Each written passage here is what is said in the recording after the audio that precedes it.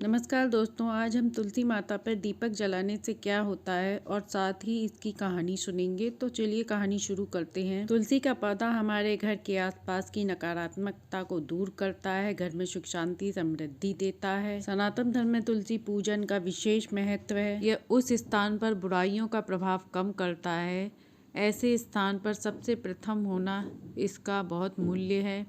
हमें अपने घर में तुलसी का पौधा अवश्य लगाना चाहिए। तुलसी के पास दीपक जलाने से क्या होता है, इस बारे में एक कथा है, उसे सुनते हैं। इसे स्वयं कृष्ण भगवान ने सत्यभामा के कहने पर उन्हें सुनाई। एक बार की बात है, देवी सत्यभामा श्री कृष्ण भगवान के पास गईं और बोली, हे कृष्ण भगवान, आपने मुझे तुलसी में जल देने के बारे में बताया, अब उसमें दीप दान करने से क्या फल होता है उसके बारे में भी बताइए। तब भगवान श्री कृष्ण ने कहा, हे देवी, तुम्हारा यह प्रश्न का उत्तर इस कहानी में तुम्हें मिल जाएगा कि शाम को तुलसी पर दीप दान करने का क्या फल मिलता है। इस कथा का ध्यान पूर्वक श्रवण करो। इस कथा को ध्यान से सुनने मात्र से ही मनुष्य को 100 वर्षों तक तुलसी में दीप दान करने का पुण्य प्राप्त होता है।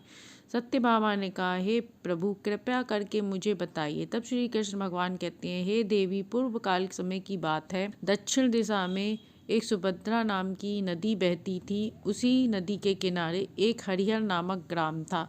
वहाँ एक ब्राह्मण निवास करते थे। वह अत्यंत गुणी, विचारवान, चरित्रवान, वेदों के मार्गों पर चलने वाले। उसी ब्राह्मण की एक पत्नी थी जिसे लोग दुराचारी कहकर पुकारते थे, क्योंकि वह सदैव अपने पति से झगड़ा करती, पति को दुख देती, पति के साथियों को अनादर करती, स्वयं स्त्रियों के साथ घूमती और उसका मन दूसरे के पतियों में लगा रहता।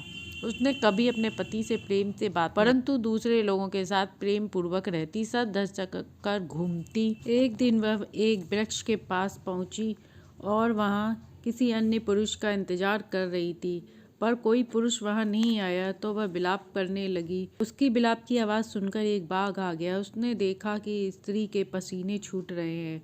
उसने बाघ से कहा, हे बाघ, मुझे मत खा। तब उस बाघ ने कहा, तुझ जैसी पापी स्त्री का भक्षण कर ही मुझे शरीर से मुक्ति मिलेगी। तब स्त्री बोली, हे बाघ, तुम कौन हो, मुझे बताओ। तब बाघ ने कहा, सुनो, मैं पूर्व जन्म के बारे में तुम्हें बताता हूँ। पूर्व काल की बात है। मालवा नाम की एक नदी के किनारे तट पर मैं रहता था। वहाँ बैठकर कार्य किया करता था। मैं एक ब्राह्मण पुत्र था। मैंने उस यज्ञ से अनेक पापियों का उद्धार किया। दूसरों के धन लेकर कभी वापस नहीं किया। मैं पाप करता रहा, झूठे मंत्र वचन बोलकर लोगों को ठगता रहा। इस कारण मुझे एक बार बीमार कुत्ते ने काट लिया और मेरे प्राण चले गए। थोड़ी देर में यमदूत आकर मेरे को पकड़कर यमराज के पास ले गए। चित्रगुप्त ने मेरा लेखा जोखा निकाला। चित्रगुप्त ने बताया, यमराज, इसने झूठ बोलकर धन ऐंठा, भगवान का झूठा सहारा लिया, इस कारण इसे नर्क भेज दिया जाए। अनेक वर्षों तक नर्क भोगने के बाद मुझे बाघ का शरीर मिला। मैं अपना भक्षण ब्राह्मण, स्त्री आदि का नहीं करता। जो पापी दुराचारी होते हैं उन्हीं का भक्षण करता हूँ, ताकि मुझे मुक्ति मिल जाए। उसने कहा, हे पापिन, तू अपने पति को छोड़कर दूसरों के साथ विलास करती है, इसलिए आज मैं तुझे मारूंगा। फिर उसने उसके प्राण ले लिए। यम के दूत आए और पापिन को लेकर चले गए। चित्रगुप्त ने उसका लेखा जोखा पढ़ा। यमराज, यह स्त्री पापिन है, इसने बहुत पाप किए हैं। इसने अपने पति की कभी सेवा नहीं की, अन्य पुरुषों के साथ रही। यमराज ने सुनकर उसे अग्नि में डाल दिया। 1 वर्ष तक वह उसी कुंड में रही, फिर नरक में डाल दिया। इस प्रकार उसे अनेक वर्ष तक अलग अलग नरक भोगने पड़े। बाद में उसका पृथ्वी पर चंडाल रूप में फिर जन्म हुआ। चंडाल में वह जन्म लेकर फिर पाप करने लगी, अनेक पापी लोगों के साथ विहार करने लगी।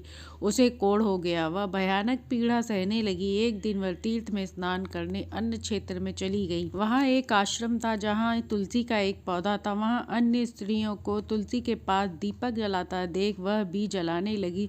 उसने तुलसी जी के पास बहुत दिनों से नियम से शाम को दीपक जलाया। एक बार दीपक जलाते हुए उसकी मृत्यु हो गई।